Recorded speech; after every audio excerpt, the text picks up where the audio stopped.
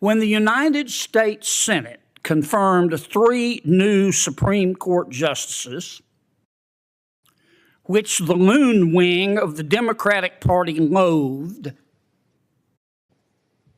the campaign of threats ratcheted up.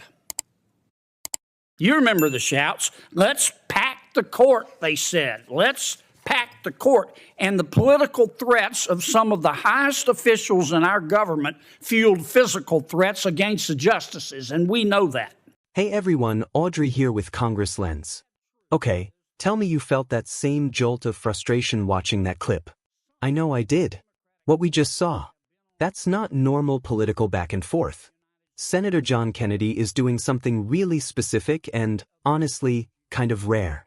He's demanding a straight answer from someone who's been nominated for a lifetime job as a judge. And instead of getting honesty, he's getting a masterclass in how to dodge a question. This isn't about left versus right for me today. This is way more basic. It's about accountability.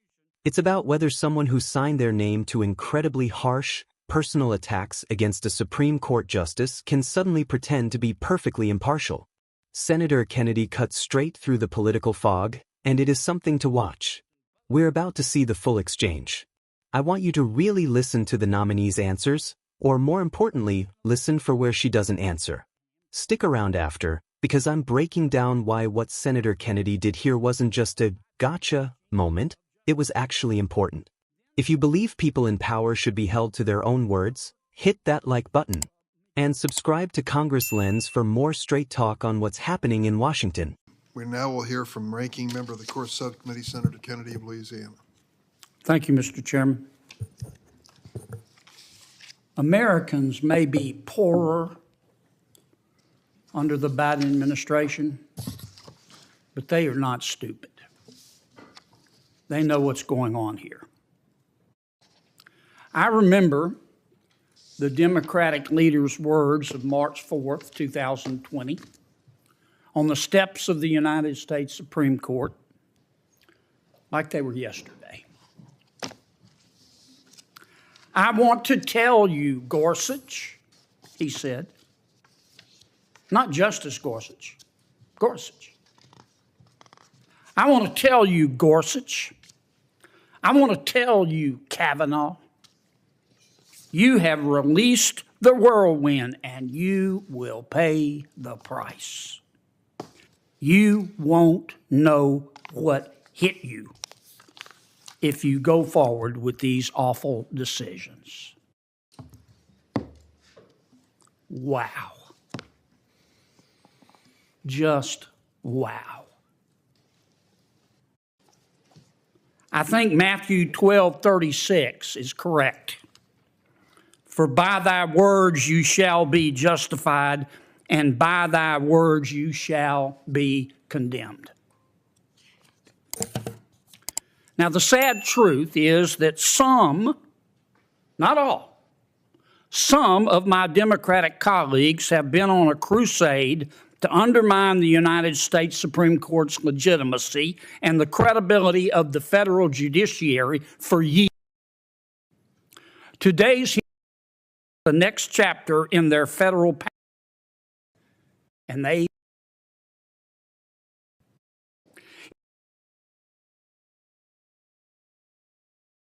use that's for God's sakes.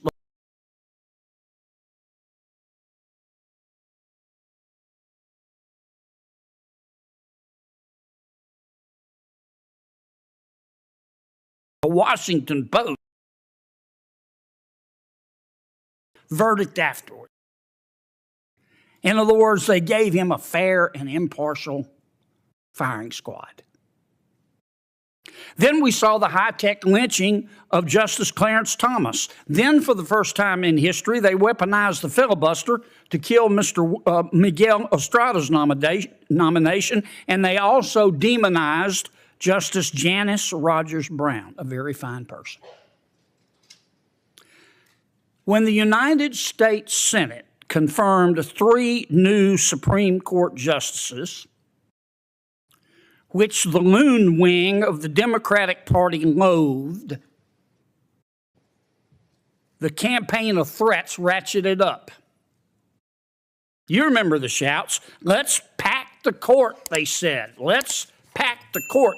And the political threats of some of the highest officials in our government fueled physical threats against the justices, and we know that. You have released the whirlwind, the Democratic leader said. Incensed protesters took to the streets, not outside Congress, not outside the court, but outside the homes of Justice Roberts, Justice Kavanaugh, Justice Thomas, and Justice Barrett. Federal law prohibits this intimidation, but the Biden Justice Department allowed it. You will pay the price, the Democratic leader said. In that spirit, angry protesters publicized the location of the school that Justice Barrett's children attend. You won't know what hit you, the Democratic leader said. A man with a gun, ammunition, knife, pepper spray, and zip ties went to a justice's home to assassinate him. Actually, his stated goal was to murder 3 justices. Not so suddenly, the ends justified the means for activists. Even inside the court itself, the Dobbs decision was not leaked by a left-wing blogger. Why? That's worth asking. You don't need to be Einstein's cousin to figure it out. They aren't getting their way. They aren't getting their way, so they want to change the rules. But the Constitution isn't a game, folks. And now some Democrats want Congress to override the Supreme Court of the United States and apply rules to its justices. The constitutional separation of powers means that no branch of the federal government can dictate how another should govern itself. That's black letter law. Now, why? This is to protect the people from abuse. The framers insulated the federal judiciary from political control to ensure that the justices would decide cases impartially, without fear of the kind of retaliation that fills the pages of some, not all, but some left of linen Democrats' playbook. Do my colleagues want the United States Supreme Court to tell Congress how to police itself? Even if Congress wrote a code of ethics for the Supreme Court, the court could rightly rule that code is unconstitutional. None of the laws we make here trump the United States Constitution. What's more, some Democrats want to use the lower courts as a cudgel against the highest court in the land by giving circuit judges the power to rule on whether justices should recuse themselves. Consider the conflicts of interest and the confusion that would breed. Unless you peaked in high school, you must know they will be breathtaking. Now, the absence of an ethics code written by Congress in statute doesn't mean that justices lack guidance or accountability. Justices and judges routinely consult the existing code of conduct, and federal law already requires recusal in certain circumstances like bias or financial interest. We all know that. The justices are also subject to strict financial disclosure rules, just like my colleagues here. Not only is this Democratic proposal unconstitutional, it is unnecessary. The attacks on conservative justices are targeted. They're exaggerated. The alarmism is affected. The danger isn't that rogue justices are operating without ethics. It's that Democrats aren't winning every fight and they find that reality intolerable. I've been disappointed by Supreme Court opinions too. But my Democratic colleagues should fill out a hurt feelings report and move on for the sake of the Constitution. Look, the agenda-driven story here is that Justice Thomas has a rich friend who had no business before the United States Supreme Court. For context, let's recall that history is littered with examples of public officials failing to disclose their every transaction. We can acknowledge it's required by law. It is. We can acknowledge it's the right thing to do. It is. But we can do that without maligning each justice's motives and the entire institution's credibility, for God's sakes. You know who else amended their disclosures because of inadvertent admissions? Justice Ruth Bader Ginsburg, Justice Stephen Breyer. Two good people. Justice Jackson made multiple amendments 3 days after President Biden nominated her.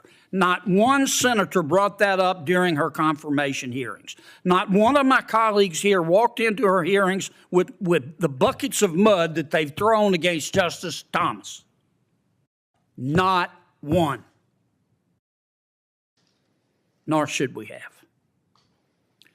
In the last month, some, not all, but some Democrats and their media allies have hyped up attempted hit pieces on every Republican-appointed Supreme Court justice except for one. They've tried going after Justice Kavanaugh for buying baseball tickets, Justice Alito for having dinner with people who gossip, the wife of Chief Justice Roberts for hiring good lawyers, Justice Gorsuch for selling land in an LLC, which he properly disclosed to a major donor to the Democratic Party, for God's sakes, who he's never even met, and Justice Thomas for having a rich friend. Justice Barrett, if you're listening, I hope you don't have library books overdue. If recent history is any indicator, you're next. Today's hearing is an excuse to sling more mud at an institution that some, not all, some Democrats don't like because they can't control it 100% of the time. And that's a fact, and everybody in this hearing room knows that. Until they get the outcome they want in every case, I fear they are going to continue to slander it in an effort to take control of it. And I pray to God I am wrong. Thank you, Mr. Chairman. Thank you, Senator Kennedy. All right, let's talk about what we just watched. In my opinion, that was a textbook example of how Senate oversight should work. Senator Kennedy wasn't just trying to score points. He was exposing a real problem with this nominee's fitness to be a judge. Let's start with the simple facts. The nominee, let's call her Sarah for clarity since the transcript doesn't give a name, signed a letter calling Justice Brett Kavanaugh morally bankrupt and saying he would cause people to die. That's on the record. Years later, under oath in the Senate, Senator Kennedy asks her a direct question. Do you believe that? And what does Sarah do? She hides. She uses every vague phrase in the book. It's not appropriate for me to comment. That was rhetorical advocacy. I respect his authority. Senator Kennedy's genius here is that he doesn't let her get away with it. He keeps pressing. You said it. Do you believe it? He's pointing out the obvious hypocrisy. If you felt that strongly, then what changed?